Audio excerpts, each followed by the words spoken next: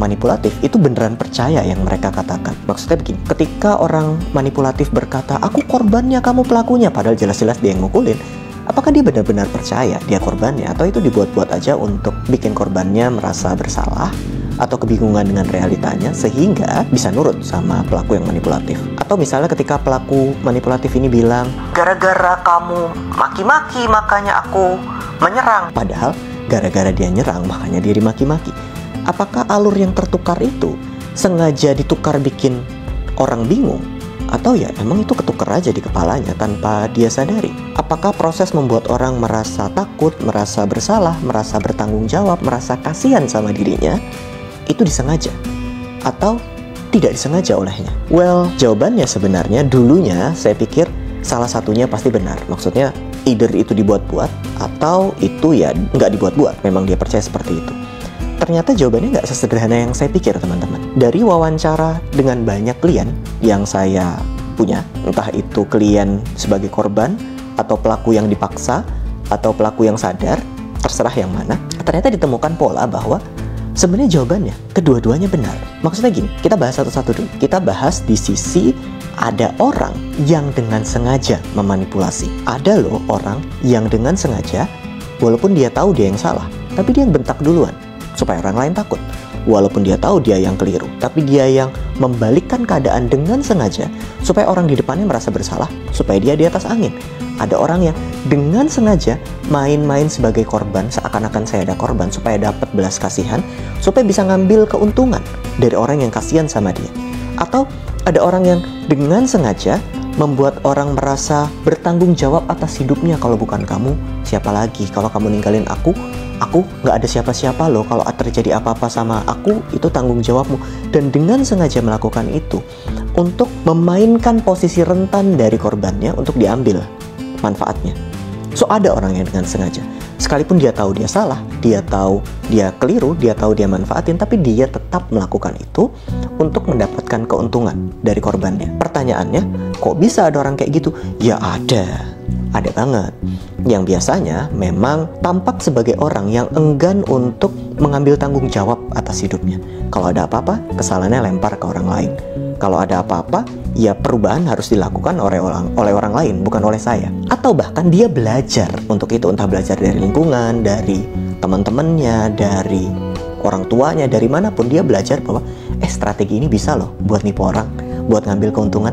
Saya nggak usah kerja loh, orang lain bisa ngasih uang ke saya dengan cara saya minjem aja uang, terus pura-pura nggak terjadi apa-apa gitu, kabur. Kalau ditagih ya saya ngilang aja gitu. Dan itu dilakukan dengan sengaja. Toh saya ngelakuin ini juga ada yang bela kok. Toh saya ngelakuin ini juga nanti ada aja yang kasihan sama saya kok. Begitu. Ada tipe yang dengan sengaja. Sebenarnya kita harus lebih hati-hati sama yang ini, karena ya dia sengaja, dia emang sengaja nyakitin dan nyari korban. Dan tipe yang seperti ini lebih jarang untuk mau berubah. Loh, kenapa harus berubah? Ini menguntungkanku secara pribadi. Kenapa harus berubah? Toh aku bisa lepas dari tanggung jawab dan aku diuntungkan dan hidup berjalan baik, bahkan berjalan mewah mungkin dengan cara aku ngerjain orang lain.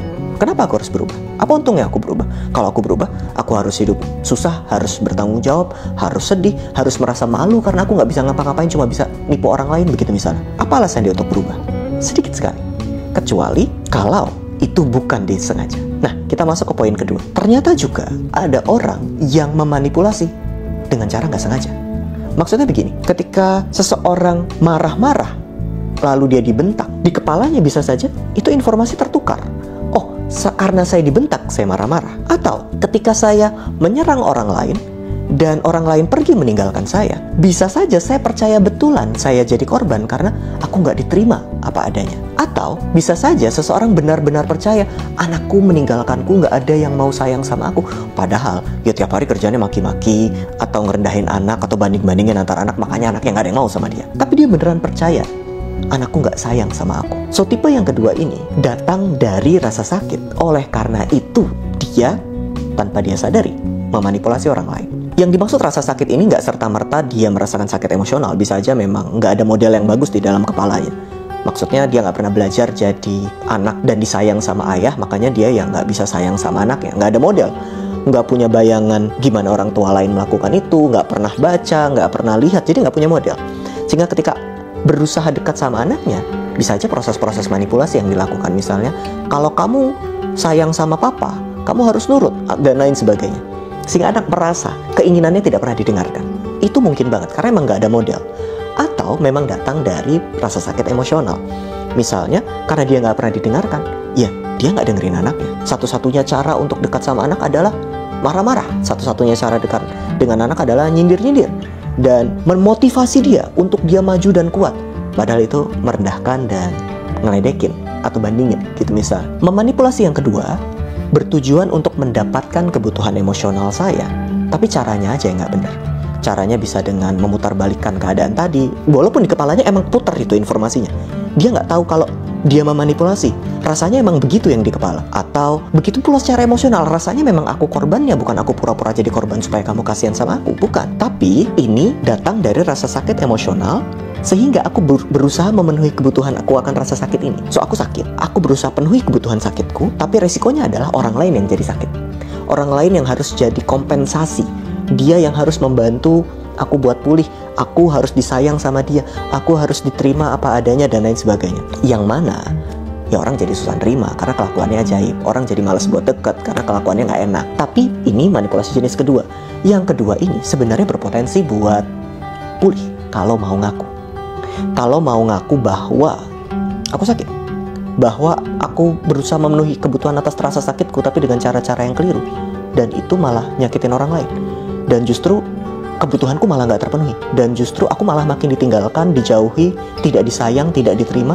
Bukan kenapa-kenapa, karena ternyata aku nggak tahu caraku menyembuhkan rasa sakitku, sehingga orang di sekitarku yang sakit. Dan benar aku sakit, tapi gara-gara aku sakit, aku nyakitin orang lain. Well, kalau kamu jatuh atau ada orang yang jatuh di dalam kelompok yang ini, masih ada kemungkinan lebih besar daripada yang pertama untuk dia berubah. Caranya, dia perlu disadarkan ketika dia sedang sakit. Kamu tuh sakit loh. Barusan kamu memenuhi kebutuhanmu dengan cara kayak gitu. Itu keliru. Itu nyakitin orang lain, yang mana itu juga jadi nyakitin kamu. Nggak tepat. Mendingan kamu pergi ke terapis deh, sembuhkan traumamu. Mendingan selesaikan traumamu deh. Di awal pasti nolak, karena paling enak nyalain orang lain. Paling gampang tuh karena dia nggak terima aku, karena dia nggak dengerin aku, nggak sayang aku, nggak mau peduli. Kalau orang cinta betulan kan harusnya, nah biasanya ada aturan-aturan aneh begitu. Padahal mah orang dewasa nggak ada harusnya. Ya kalau situ salah ya tanggung konsekuensinya, sesederhana itu. Dan biasanya di awal akan menolak, tapi jika pesan itu disampaikan berulang, semoga bisa sadar, bisa ngaku. Dan akhirnya jika bisa sadar, bisa ngaku, minimal bisa menemui rasa sakitnya.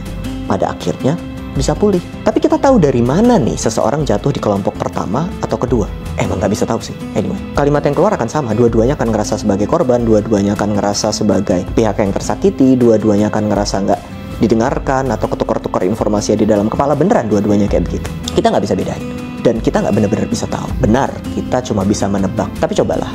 Tapi nggak harus juga sih. Kalau nggak mau nyoba dan mau pasang batasan, ya silahkan, hak Anda. Kalau Anda nggak mau berurusan lagi sama orang yang nyakitin kamu, ya boleh, masa nggak boleh.